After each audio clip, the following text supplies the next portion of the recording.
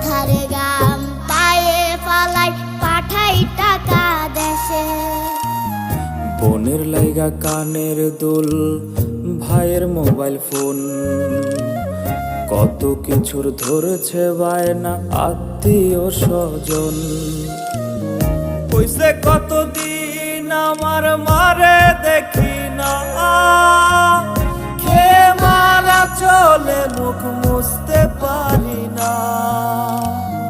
কষ্ট চাইপা মুস্কি হাইসা মায়ের কাছে কইছি, কাইন্দো না গো কাইন্দো না মা, আমি সুখে আছি।